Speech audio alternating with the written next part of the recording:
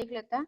तो global optimisation is used to optimize the code efficiently, and the compiler collect the information to each block of flow graph.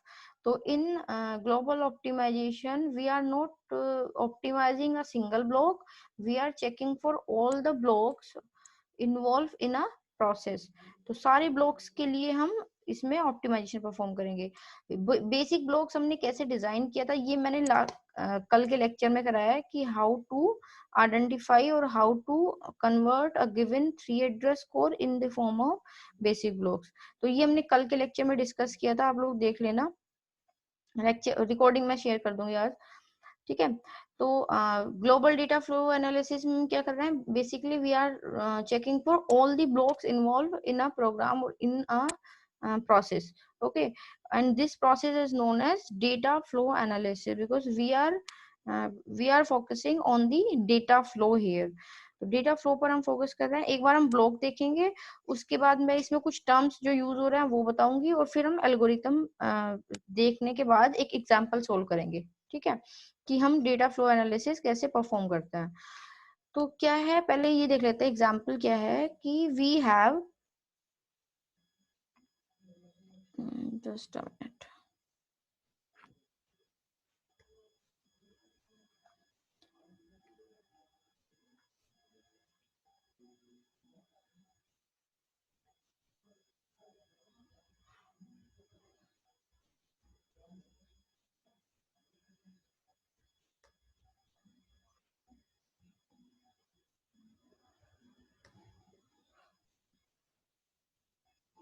एक minute में attendance ले लेती हूँ, उसके बाद कंटिन्यू करती हूँ, ठीक है।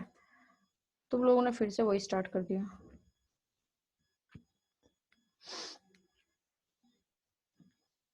Okay, so we have some blocks here B1 B2 B3 up to B5। तो ब्लॉक्स में क्या है, B1 block contain some statement, B2 again contain some statement, B3 B4 and B5 is the blank block, ठीक है। तो यहाँ पर कोई भी एग्जीक्यूशन स्टेटमेंट का परफॉर्म नहीं हो रहा है, ये एंड ब्लॉक है, और ये जस्ट जैसे प्रिंट एफ स्टेटमेंट्स वगैरह के लिए होता है, तो वहां यहाँ पर इस टाइप के स्टेटमेंट्स आएंगे। तो अगर हम देखें तो इसमें क्या है कि we are using some variables I and J और उन पर वैल्यूज अपडेट कर रहे हैं, ठीक है। तो इसमें हम क्या करते हैं, to perform global data flow analysis we first we need to compute some values in form of these variables। कौन कौन से वेरिएबल्स है, जैसे अभी मैं ये एल्गो बताऊंगी तो उससे पहले आप लोगों को पता होना चाहिए कि ये क्या है। तो to perform global data analysis we need to compute in B, that is the number of statement inside block B, ठीक है। तो इन बी में क्या होगा, हम उन स्टेटमेंट्स की बात कर रहे हैं which are inside that block B. Out B number of statements outside from the B block means let suppose block B की अगर हम बात करें तो यहाँ पर दो वेरिएबल्स है आई एंड जे, आई और जे पर अपडेशन परफॉर्म हो रहा है, एंड आउटसाइड ब्लॉक B1 ये आई और जे स्टेटमेंट जिन जिन ब्लॉक्स में यूज हो रहे हैं उनकी वैल्यू वहां पर अपडेट हो रही है। इट मीन्स कि outside the block these variables are changing their values, यानी कि इनकी वैल्यूज अपडेट हो रही है, ठीक है। तो out B contains all the statements that are outside the block, particular block, okay। Generated B are initial number of statements और initially it is equal to out B। तो इनिशियली जो भी जनरेटेड बी होगा वो out B होगा। कैसे calculate करेंगे वो मैं अभी बता रही हूँ, बिट्स के फॉर्म में, न्यूमेरिक फॉर्म में, डिजिट फॉर्म में हम इसको काउंट करेंगे। तो पहले एक थोड़ा सा इसके लिए कंप्यूट कर लेते हैं इस वाले डायग्राम के लिए। डायग्राम आपको दिखाई दे रहा है। तो हमने क्या किया है कि इस ब्लॉक B1 में जितने भी वेरिएबल्स या जितने भी स्टेटमेंट्स यूज हो रहे हैं उन स्टेटमेंट्स को हम D1 D2 D3 D4 D5 हमने नाम दिया है, ठीक है। तो जितने नंबर ऑफ स्टेटमेंट्स होंगे उतने बिट का हमारे पास कोड होगा, एंड कोड जो हम इसके लिए लिखेंगे वो 0 और 1 के फॉर्म में होगा। तो एक तरह से इस गिवन ब्लॉक के लिए मैं कोड लिख रही हूँ यहाँ पर, और इस गिवन ब्लॉक के लिए ये वैल्यूज मैं यहाँ पर लिख रही हूँ। जो मैंने अभी भी बताया कि इन डेटा की रिक्वायरमेंट होगी हमें एल्गोरिथम परफॉर्म करने के लिए। तो जिन डेटा की रिक्वायरमेंट हमें एल्गोरिथम परफॉर्म करने के लिए होने वाली है उनको हम पहले यहाँ कैलकुलेट कर लेंगे। तो for this given example, first we need to compute this value, that is generated b.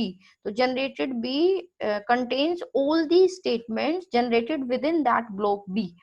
तो अगर आप एग्जाम्पल में देखते हो तो यहाँ पर क्या है, B1 की अगर हम बात करें तो B1 में जो हम स्टेटमेंट यूज कर रहे हैं उनको मैंने बताया कि हम D से नेम दे रहे हैं उनको, D1 D2 D3 D4 and D5 in sequence we are providing them name. और D1 में स्टेटमेंट क्या है, I is equal to 2 and D2 में स्टेटमेंट क्या है, J is equal to I plus 1। So the we calculate in B out in B1 out B1 and generated B1. So what will be the value of in B1? Initially the in B1 यानी कि we suppose that all the statements are blank, means there are no statement in any block. तो किसी भी block में कोई statement नहीं है, we suppose that. तो इनिशियली जो भी ये आपका इन बी वेक्टर होगा वो क्या होगा, 5 जीरोस होंगे हर एक के लिए। यानी कि इन B1 की वैल्यू क्या होगी, इसके लिए इन B1 की वैल्यू होगी इसके लिए 0 0 0 0, 5 जीरोस। अगर मैं यहाँ पर लिखती हूँ, अच्छा चलो नीचे लिखती हूँ, यहाँ पर हम पूरी वैल्यू कैलकुलेट कर रहे हैं। तो इन बी की वैल्यू होगी इसके लिए 5 टाइम्स जीरोस। तो 5 टाइम्स जीरोस,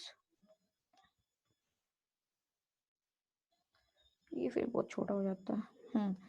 तो यहाँ पर मैं लिख रही हूँ इसको। तो इन बी की वैल्यू क्या होगी, 5 टाइम जीरो। तो let suppose initially according to the algorithm we need to compute this in B value. तो इन बी की वैल्यू जो होगी B1 B2 B3 B4 B5 sequence में हम इन सारे ब्लॉक्स के लिए वैल्यू कैलकुलेट करेंगे। तो इनिशियली हर एक ब्लॉक की जो वैल्यू है that will be equal to 5 zeros. तो यहाँ पर हम 5 जीरोस लिख देंगे, ठीक है। तो 1 2 3 4 एंड 5 जीरो। तो हर एक के लिए 5 जीरो आ जाएंगे। तो similar to B2 similar to B3 similar to B4 and similar to B5।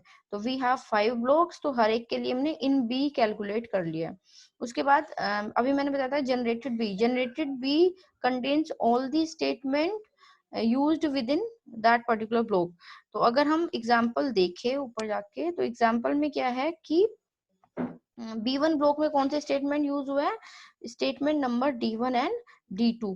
तो हम क्या करेंगे, D1 एंड D2 के रेफरेंस में, इस D1 एंड D2 के रेफरेंस में बिट्स हाई कर देंगे इन 5 बिट्स में से, और रेस्ट बिट विल बी 0। तो इसके लिए जनरेटेड B के लिए जो बिट वेक्टर होगा उसमें वैल्यूज आएंगी 1 1 0 0 0। Similar to block B2 we will calculate generated B2 and generated B2 में वैल्यू क्या होगी, in block B2 we are using this statement D3 and D3 bit will be high और rest bit will be 0। तो इसके लिए जो bit vector होगा उसकी वैल्यू क्या हो जाएगी, ये हो जाएगी 0 0 1 0 0। ओके, उसके बाद अगर हम ये हो जाएगा। और इसके बाद अगर हम B3 की बात करते हैं तो ब्लॉक B3 में कौन से स्टेटमेंट यूज हुए हैं उसके बेसिस पर इसका बिट वेक्टर बन जाएगा। और बिट वेक्टर में वैल्यू आ जाएगी high bit for that particular statement only, ठीक है। तो similar to B4 and similar to B5, क्योंकि B5 में कोई भी स्टेटमेंट ऐसा यूज नहीं हुआ जिसमें अपडेशन हुआ है, तो उसमें सारी बिट्स क्या रहेंगी, इनिशियली 0, ठीक है। तो ये हमने वैल्यू कैलकुलेट की है। इसके बाद हम एक और वैल्यू कैलकुलेट कर रहे हैं, दैट इज किल बी। यानी कि वो स्टेटमेंट जो पर्टिकुलर ब्लॉक के अंदर तो यूज हुई है बट ब्लॉक के आउटसाइड भी यूज हो रही है, और उन्हीं पर्टिकुलर वैल्यू वेरिएबल्स पर यूज हो रही है जो पर्टिकुलर वेरिएबल्स हमने इन पर्टिकुलर ब्लॉक्स में यूज किए हैं। लेट सपोज अगर हम किल B1 की बात करते हैं, तो किल B1 एक बार देख लेते हैं यहाँ पर। तो किल B1 में वो सारे स्टेटमेंट्स आएंगे जो B1 के बाहर भी यूज हो रहे हैं उन्हीं पर्टिकुलर वेरिएबल्स के लिए। तो B1 में 2 स्टेटमेंट है और दोनों में I की वैल्यू और J की वैल्यू अपडेट हो रही है। तो अगर I और J की वैल्यू B1 ब्लॉक के बाहर कहीं भी अपडेट हो रही है, तो we will take that particular statement in its kill B।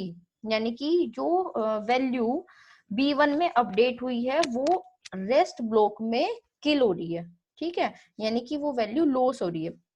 तो उसके लिए हम क्या करेंगे, जो किल बी वेक्टर है उसकी वैल्यू फाइंड आउट करेंगे।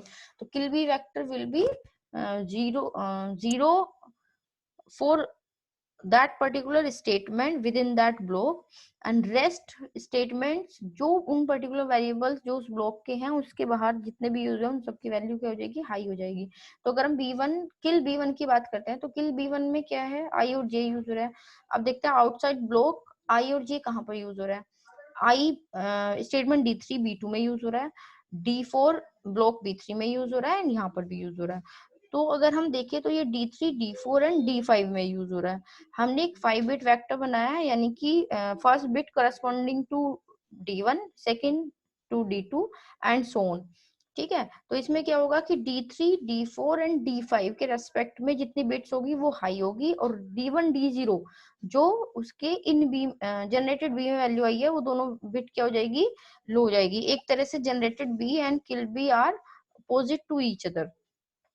ठीक है, तो अगर हम देखें तो यहाँ पर क्या हो रहा है कि b1 ब्लॉक में d3 d4 d5 के रेस्पेक्ट में बिट हाई है और d1 d2 के रेस्पेक्ट में बिट 0 है। तो आई होप समझ में आ गया होगा कि किल बी की वैल्यू क्या होगी। अगर हम किल b2 पर देखते हैं तो किल b2 में कौन से स्टेटमेंट्स ऐसे हैं, कौन से वेरिएबल्स ऐसे हैं जो b2 के ब्लॉक में यूज हुए हैं बट आउटसाइड b2 उनकी वैल्यू अपडेट हो रही है। तो if we check for block B2, तो ब्लॉक B2 में स्टेटमेंट D3 है जिसमें I वेरिएबल अपडेट हुआ है। आउटसाइड B2 I वेरिएबल कहाँ कहाँ अपडेट हुआ है, if we check for that, तो आउटसाइड B2 जो ये स्टेटमेंट आगे यूज हुई है तो वो सिर्फ D1 में यूज हुआ है, if you see for the variable I। ठीक है, तो D3 के अलावा D1 में सिर्फ यूज हुआ है I, तो इसलिए क्या होगी, इसकी जो D1 बिट होगी वो हाई होगी यानी कि 1, और रेस्ट बिट विल बी 0। समझ में आ गया होगा। फिर अगर हम किल B3 की बात करते हैं तो किल B3 में वो सारे स्टेटमेंट्स हाई हो जाएंगे जो आउटसाइड ब्लॉक यूज हुए हैं, उसी वही पर्टिकुलर वेरिएबल्स जो उस ब्लॉक के हैं। अब ब्लॉक B3 में सिर्फ एक वेरिएबल है दैट इज J, और J आउटसाइड ब्लॉक कहाँ कहाँ यूज हुआ है, J आउटसाइड ब्लॉक एक आपका ये D5 में यूज हुआ है, आउटसाइड ब्लॉक एक D2 में यूज हुआ है। तो bit in respect of D2 and D5 will be high and rest will be 0। ठीक है, तो यहाँ से स्टार्ट हो रहा है from left to right we are giving them values, तो ये वैल्यूज आ जाएंगी। फाइन, उसके बाद similar to B4 and similar to B5 will be 0 again, क्योंकि इसमें कोई भी स्टेटमेंट B5 में यूज नहीं हुआ है, कोई भी वेरिएबल अपडेट नहीं हुआ है, इसलिए आउटसाइड भी कोई वेरिएबल इससे रिलेटेड अपडेट हुआ ही नहीं होगा। ठीक है, तो एक तरह से हमने क्या किया है, ये इनिशियल वैल्यूज फाइंड आउट किया है। अब इनिशियल वैल्यूज का क्या यूज है, अब मैं एल्गोरिथम पर जाऊंगी। ठीक है, तो अभी आपको ये समझ में आ गया है कि इन बी क्या है एग्जैक्टली। इन बी इनिशियली हर एक वेरिएबल्स के लिए, हर एक ब्लॉक के लिए इनिशियली एम्प्टी है, और हर एक ब्लॉक के लिए आउट बी की वैल्यू जनरेटेड बी के इक्वल है, और जनरेटेड बी और किल बी क्या है उनकी डेफिनेशन के लिए मैं आप लोगों को नोट्स सेंड कर दूंगी। ठीक है, तो अभी हम एल्गोरिथम डिस्कस करेंगे इससे रिलेटेड कि हम कैसे इनको यूज कर रहे हैं और कैसे इसकी हेल्प से हम फाइंड आउट कर रहे हैं। तो इन स्टेटमेंट्स को हम इसलिए फाइंड आउट कर रहे हैं क्योंकि जो अनरीचेबल या रिडंडेंट स्टेटमेंट्स होंगी वो ऑटोमेटिकली इसके हेल्प से डिटेक्ट हो जाएंगी और हम उनको रिड्यूस कर सकते हैं। तो ग्लोबल डेटा फ्लो एनालिसिस में हम एक लार्ज लेवल पर ये परफॉर्म कर रहे हैं। ठीक है, irrespective of single block only. तो एल्गोरिथम स्टार्ट करते हैं। तो एल्गोरिथम में क्या है, at the very first step for each block first we need to compute these values in B and out B. तो इन बी और आउट बी हमने अभी अभी कंप्यूट किया है। तो इनिशियली हर एक ब्लॉक के लिए इन बी की वैल्यू क्या होगी, 5, यानी कि 5 bit correspond to each block will be 0। उसके बाद out B will be equivalent to generated B जो हमने अभी अभी कैलकुलेट किया है। मींस वो सारे स्टेटमेंट्स आ जाएंगे जो उस पर्टिकुलर ब्लॉक में जितने भी स्टेटमेंट जनरेट हुए हैं। ठीक है, we are going to use a variable change, और इसकी हेल्प से हम लूप को स्टार्ट करेंगे या एंड करेंगे, यानी कि it will decide it true condition और फॉल्स कंडीशन। कंडीशनल स्टेटमेंट के लिए हम यूज कर रहे हैं चेंज वेरिएबल। तो if change while change is true, जब तक चेंज की वैल्यू ट्रू रहेगी then we will going on to perform this, we will go on to perform this calculation और computation. Okay, तो सबसे पहला स्टेप क्या है कि we will update the value of this variable change to equal to false after checking its value as true. Then for each block we need to compute some values, और वो values क्या होंगी, वो हर एक block पर depend करेंगी. तो सबसे पहली जो वैल्यू हम कंप्यूट कर रहे हैं that is equal to new in, and initially it is the formula for calculation of new in is equal to union of out p. So what is this p? P is a predecessor of block b. तो p में हम उन सारे blocks की value consider करेंगे as there out value जो उस block के पर्टिकुलर ब्लॉक के प्रेडिसेसर होंगे. तो ये क्या है एक्चुअली, देखो ये है कि लेट सपोज B1 के लिए हम वैल्यू कैलकुलेट कर रहे हैं, न्यू इन की वैल्यू. ठीक है, तो इसके लिए फॉर्मूला क्या है, ये हमने अभी अभी देखा formula. It is union of out of all the predecessor of block B1. तो ब्लॉक B1 के कितने प्रेडिसेसर है, ब्लॉक B1 के प्रेडिसेसर है यानी कि जो ब्लॉक B1 पर जहां से इनपुट आ रही है, तो B1 का सिर्फ एक ही प्रेडिसेसर है and that is B2. You can see here B2 is the predecessor of B1 because there is a link from B2 to B1. I'm talking about this link.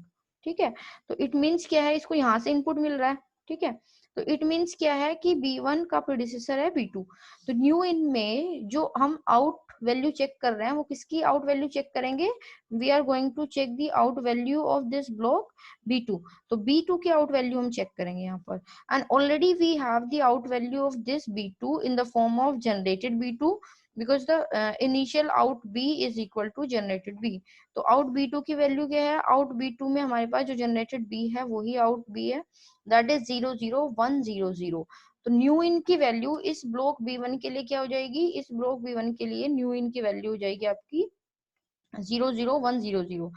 Then we will check कि if new in is not equal to in B. तो initial in B1 की value क्या थी, that was 5 empty. तो 5 times zeros are not equal to 00100 which we have calculated as new in. Then we will change this variable change is equal to true. If this condition is false, this condition is true, these two value are not equal, then we are going to make this change is equal to true. Okay, and after that we need to update the in B value as its new in, and we will update its out B value with this formula. Formula क्या है, formula ये है and it is very important formula जो 2 marks में भी पूछा जाता है कि how we calculate out B in global data flow analysis. तो formula to calculate out B is equal to in B minus kill B and union of generated B. तो what is this in B, because we are working on bits, 5 bit vector पर हम काम कर रहे हैं. तो how we will perform these operations, so this minus will be equal to first we compute the complement of this kill b. तो इसका हम कॉम्प्लीमेंट कंप्यूट करेंगे. कॉम्प्लीमेंट में क्या होगा, लेट सपोज अगर मैं फर्स्ट ब्लॉक की बात करती हूँ B1 की, तो B1 में किल b की वैल्यू क्या है 00111. अगर इसका कॉम्प्लीमेंट में लिखती हूँ तो कॉम्प्लीमेंट क्या होगा, once complement, in place of 0 I will write 1 and in place of 0 I will write, sorry reverse मैंने उल्टा मैंने बोल दिया. तो 1 will be 0 and 0 will be 1. तो वंस कॉम्प्लीमेंट अगर मैंने इसका फाइंड आउट कर लिया है ये, तो it will be equivalent to minus kill B एक तरह से. और फिर हम क्या करेंगे कि जो ये वैल्यू यहाँ पर ये this minus will be equal to complement of this kill B and the and operation with in B and kill B.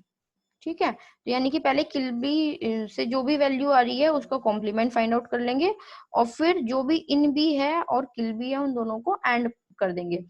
तो अगर मैं इन बी की वैल्यू देखती हूँ, in B has been updated, तो इन बी की वैल्यू अपडेट हो गई है and that is equal to new इन.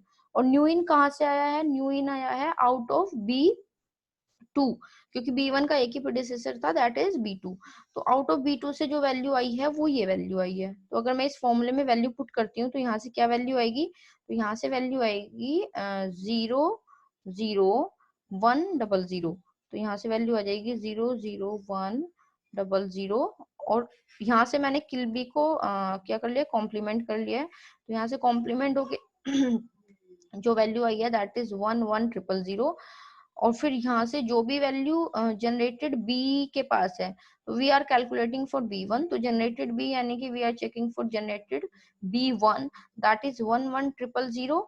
तो यहाँ पर इस यूनियन का मतलब क्या है, यू सिंपली नो कि इसका मतलब है और, ठीक है। तो इसको हम यहाँ पर कर देंगे और, किसके साथ, 11000 के साथ, ठीक है। तो यहाँ से क्या वैल्यू आ जाएगी, जो भी वैल्यू आएगी that will be equal to out B. तो हमें क्या करना है, इस प्रोसेस को कंटिन्यू करते जाना है, कब तक, अंटिल दिस न्यू इन और new calculated new in value is not equal to in B. जैसे ही कोई भी प्रीवियस वैल्यू रिपीट होगी we will stop. For each block we will check. तो हर एक ब्लॉक के लिए अगर वैल्यू किसी भी ब्लॉक के लिए अगर रिपीट हो रही है तो वी विल सॉरी, किसी भी ब्लॉक के लिए अगर ये कंडीशन ट्रू हो रही है यानी कि new in is not equal to in, तो we will continue until it will be true for all the blocks, ठीक है।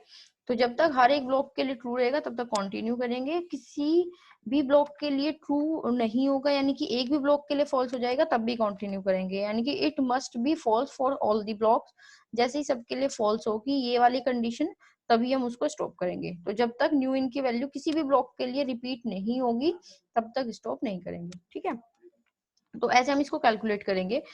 समझ में आया।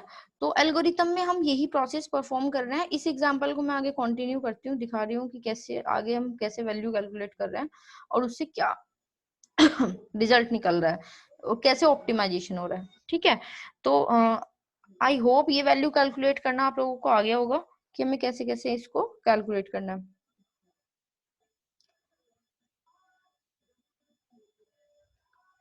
ठीक है। तो इसके बाद देखो क्या होगा फिर, नेक्स्ट स्लाइड। एग्जाम्पल समझ में आ गया इतना। चलिए नेक्स्ट देखना है अब क्या करेंगे, वही जो मैंने अभी अभी वैल्यू कैलकुलेट की थी उसी वैल्यू को इसने कंटिन्यू किया है। तो initially we have all the values for all 5 blocks in the form of generated B and kill B और इन बी। तो 3 वैल्यू हमारे पास पहले से है and next value we need to find with the help of formulas. तो formula से हम next values find out कर रहे हैं। फर्स्ट हमने फाइंड आउट किया न्यू इन, और न्यू इन यानी कि इन न्यू इन हम B1 ब्लॉक के लिए फाइंड आउट कर रहे हैं सबसे पहले। तो B1 ब्लॉक के लिए प्रेडिसेसर जो मैंने अभी अभी एक्सप्लेन किया था, तो B1 ब्लॉक के लिए प्रेडिसेसर था आपका B2, और B2 के लिए हमने चेक किया था इस कंडीशन को।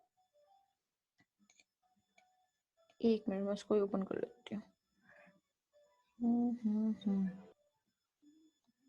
Just a minute.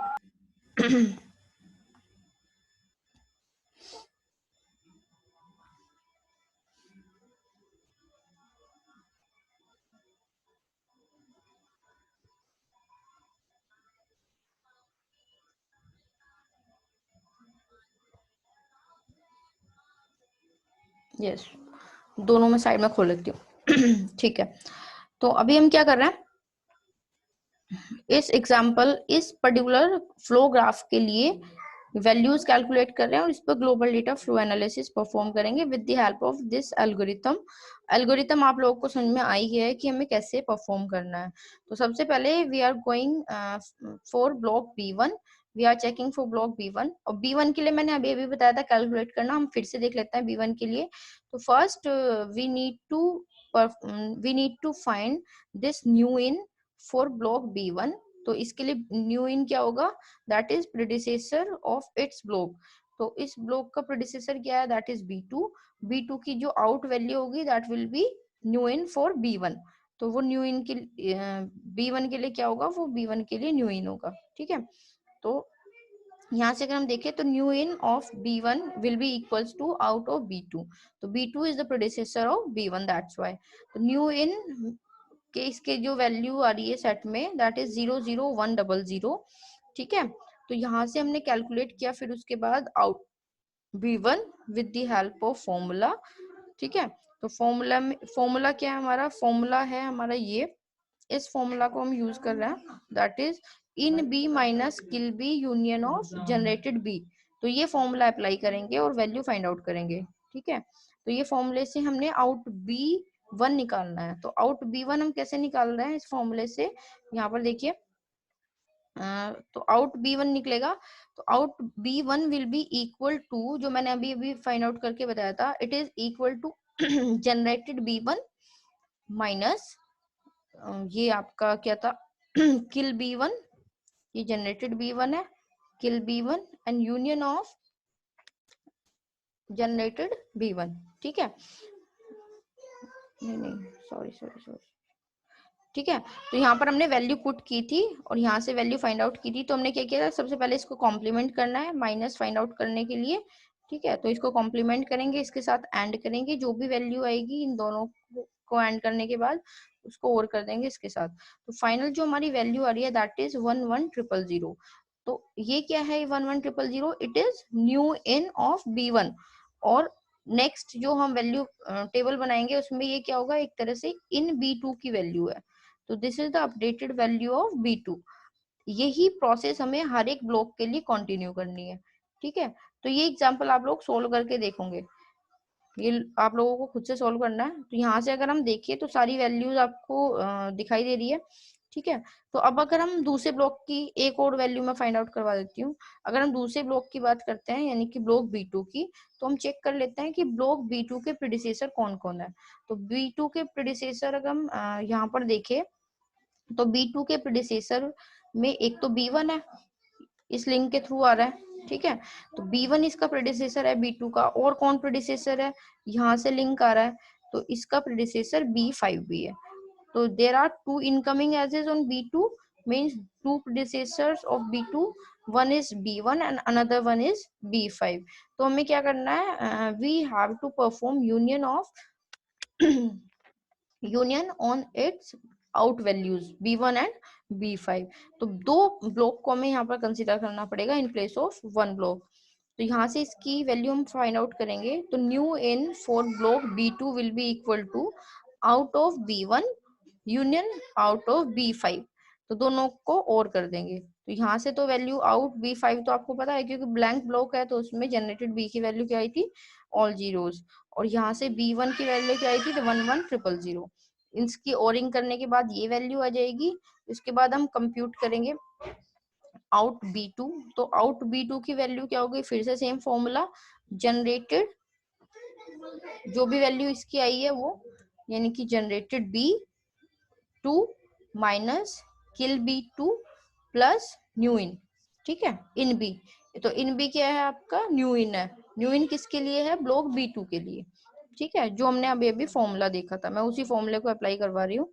ठीक है, तो हम उसी फॉर्मूले को अप्लाई कर रहे हैं, इन B minus kill B union generated, sorry मैंने गलत थोड़ा सा ये चेंज कर दिया यहाँ पर। तो हम क्या करेंगे, यहाँ पर वैल्यू अप्लाई करेंगे, यानी कि इन B2 माइनस किल B2 यूनियन जनरेटेड B2। तो इन B2 क्या है, इन B2 की वैल्यू हमने अभी अभी कैलकुलेट की है, दैट इज न्यू इन। ठीक है, तो न्यू इन की वैल्यू यहाँ से क्या कैलकुलेट होके आई है, 11000। New in minus kill B2 की वैल्यू क्या है, ऑलरेडी हमने कैलकुलेट कर रखी है किल B2 की वैल्यू। तो किल B2 की वैल्यू हमारे पास ये है, किल B2 इज 1 4 टाइम 0।